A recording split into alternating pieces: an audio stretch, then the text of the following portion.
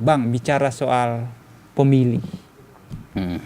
Tadi kita kupas potensi-potensi kerawanan pemilu yang bisa menyasar ke pemilih, penyelenggara, juga peserta, Bang. Pada sesi ini kita coba mengupasnya khusus untuk pemilih, karena kebetulan Abang kan saat ini menjadi ketua perhimpunan pemilih gitu, Bang. Bang Said. Sejauh ini Abang melihat ada nggak potensi kerawanan di Kepri ini yang menyasar ke pemilih kita, Bang? Ya, dalam catatan kita ada berapa.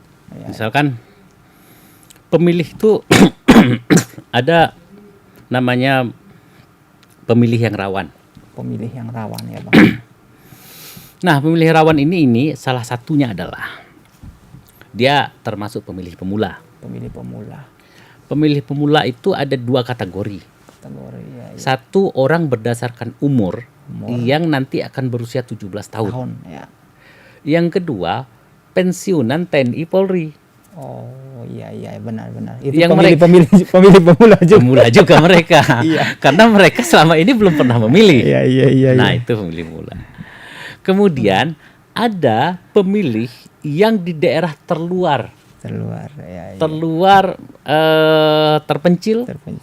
Ya. Itu juga pemilih yang kita anggap rawan ya, Bang. Iya. Termasuk selain itu juga ada namanya pemilih disabilitas. Itu rawan masuk pemilih. Iya, rawan juga, Bang. Kadang-kadang disabilitas ini banyak kategorinya. Bagaimana jika kemudian mereka tidak diberikan akses atau tidak mendapat kemudahan akses? Iya. Atau bagaimana jika kemudian mereka tidak dapat meninggalkan rumah? Misalkan begitu. Iya. Nah, itu ada beberapa jenis pemilih yang rawan. Nah, tapi yang terbanyak itu adalah pemilih pemula, terutama kita menyebutnya sebagai Gen Z. Gen Z, ya. Nah, Gen Z itu rawannya di mana? Rawan pertama adalah mereka itu sebelum ini belum pernah memilih. Ya. Sehingga kemudian bagaimana cara memilih yang baik? Iya. Iya kan? Itu kan mereka juga harus paham. Pemilu itu seperti apa? Apa makna pemilu bagi mereka? Kemudian bagaimana cara memilih yang baik? Apa indikator-indikator untuk menentukan pilihan terhadap 5 kotak suara ini? Presiden, itu tadi itu. Iya.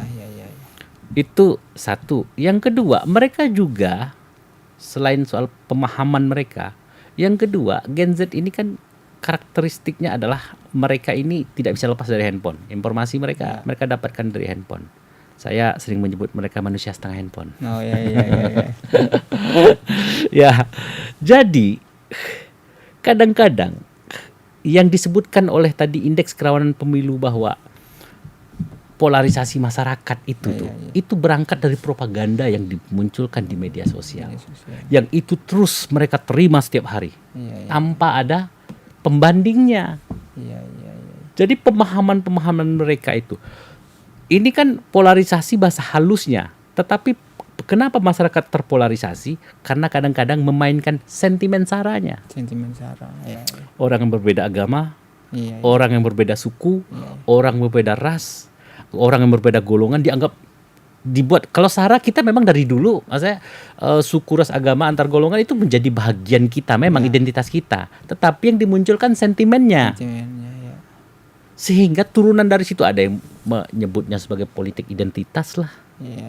Ada yang jadi anak-anak kita ini dipaksa menerima informasi itu terus.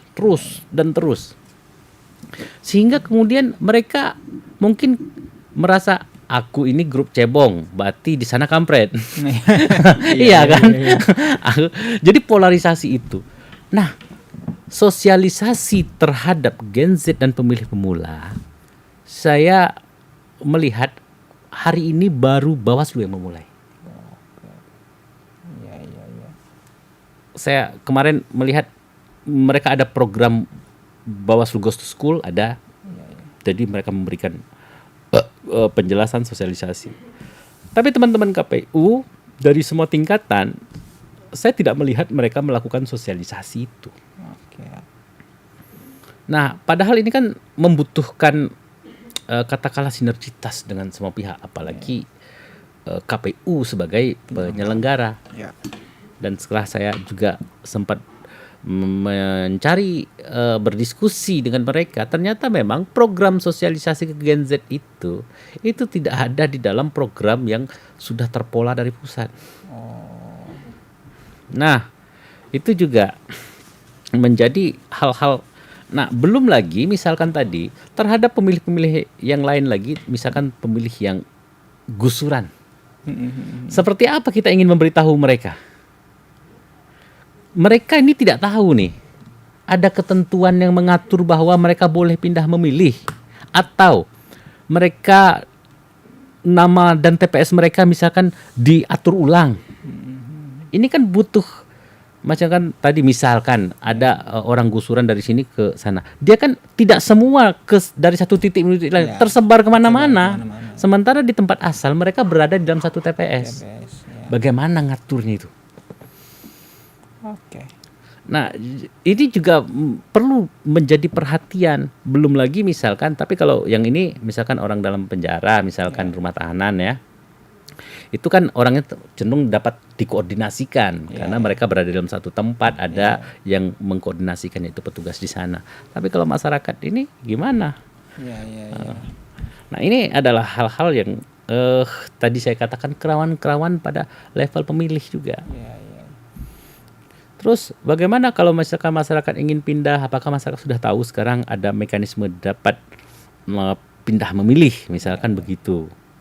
Kalau sebelumnya dia pindah antar kecamatan, dia pindah antar kabupaten, dia pindah antar provinsi. Misalkan seperti itu. Jadi termasuk TNI, Polri yang keluarganya ikut pindah. Kadang-kadang kan ada sistem rotasi juga kan, TNI Polri kan. Mungkin orangnya duluan, tapi nanti setelah itu kemudian keluarganya ikut. Bagaimana ini? Nah, itu juga menjadi termasuk pekerja-pekerja yang di dormitori. Tapi yang pekerjaan di dormitori, yang di rutan itu kemarin sudah masuk di dalam antisipasi penyelenggara. Tapi terkait dengan orang-orang yang katakanlah pemilih pemula ini tadi, terus termasuk pemilih gusuran, saya kira ini perlu dilihat lebih serius lah oleh penyelenggara. Oke, Bang Said, terlepas dari potensi kerawanan yang coba Abang sebutkan tadi dari pemilih-pemilih tadi, kalau di Kepri sendiri, pemilih di Kepri sendiri, sepengamatan Abang ya, itu kalau pemilih yang mudah terjebak ke iming-iming tertentu, entah itu politik uang atau sebagainya, dan juga pemilih yang coba untuk melihat pemilih, boleh dikatakan pemilih dewasa lah, Mas, dalam arti bahwa mereka punya pemikiran yang lebih dewasa, tidak hanya sekedar mendapat uang atau apa, tapi memilih memang potensi caleg yang memang berkualitas. Bagaimana Abang melihat dua peluang ini di pemilih kita di Kepri, Bang? Nah, ini memang ada persoalan yang dari dulu yang menjadi racun dalam proses demokrasi di bangsa kita, itu adalah salah satunya politik uang. Jadi itu memang sering terjadi. Jadi kadang bahwa orang yang dengan kekuatan uangnya itu berusaha untuk meraih kemenangan dengan cara mengimingi atau memberikan money politik. Itu sebenarnya pidana dalam pemilu. Pidana pemilu itu dapat dikenakan pidana pemilu. Cuman kan kita tentu saja berharap bahwa janganlah masyarakat memilih karena yang seperti itu atau karena uang. Jadi sebenarnya panduannya itu juga sudah ada di dalam ketentuan perundang-undangan.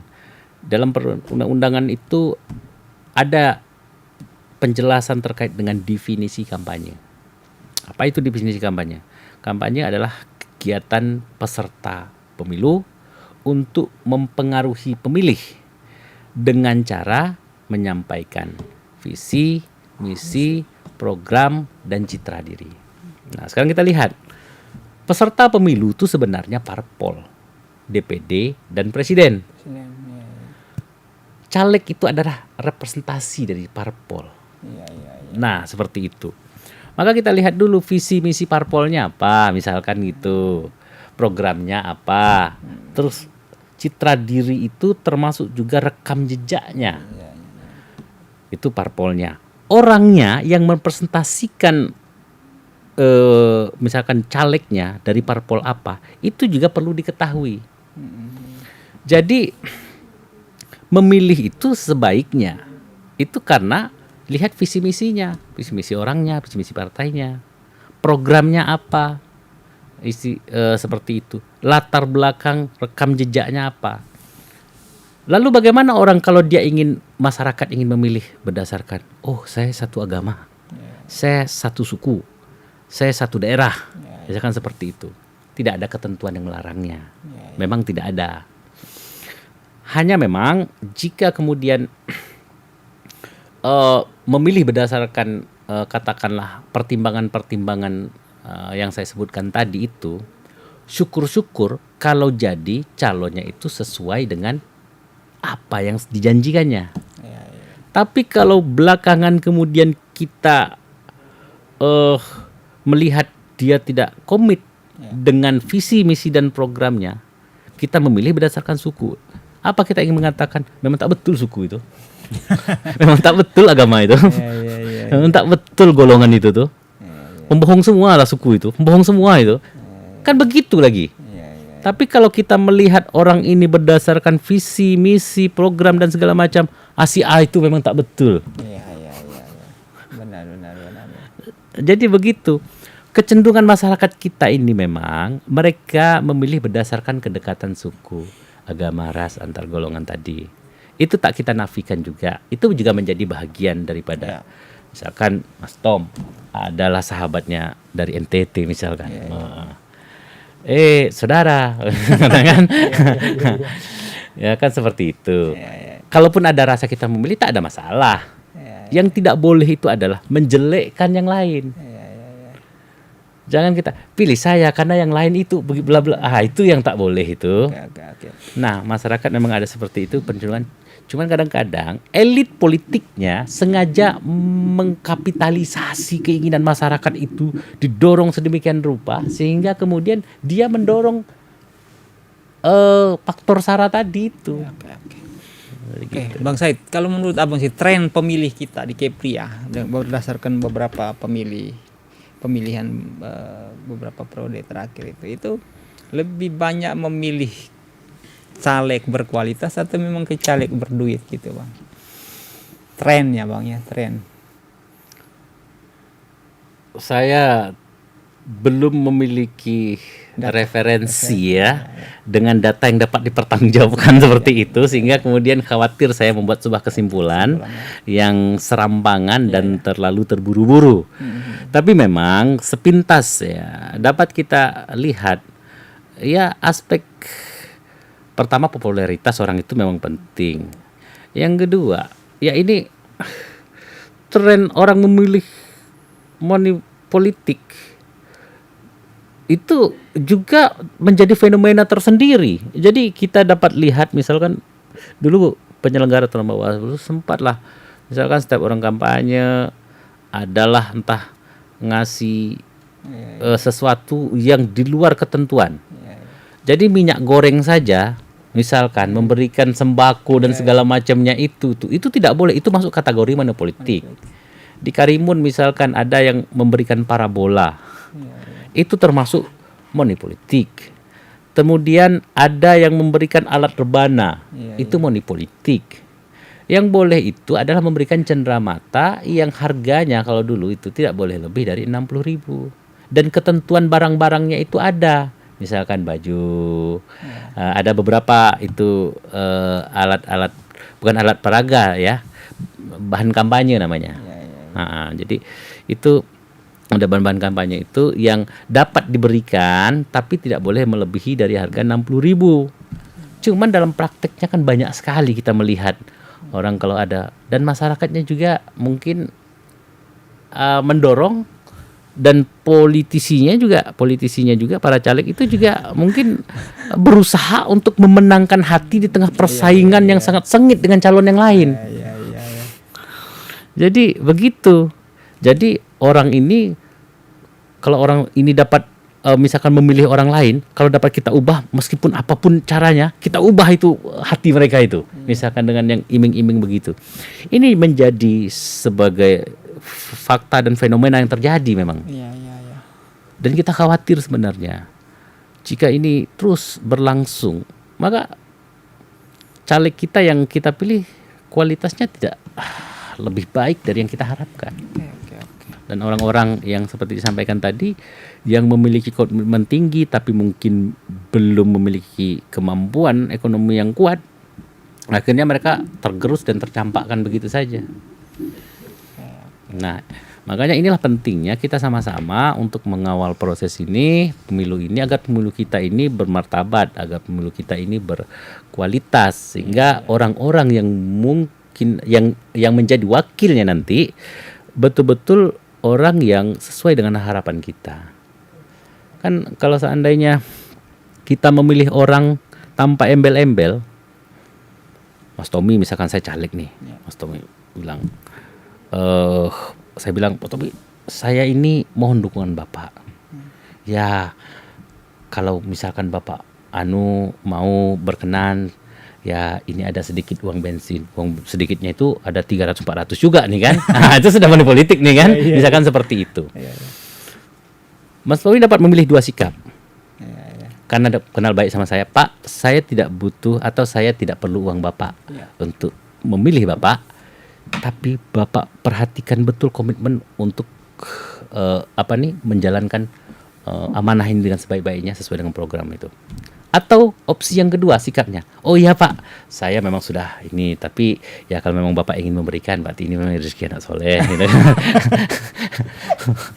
Kan begitu dua sikap. Konsekuensinya luas, Mas. Artinya apa? Ketika kemudian saya katakanlah mungkin tidak komitmen, kalau sudah terlanjur menerima, Mas Tommy kan agak sungkan ingin mengingatkan saya.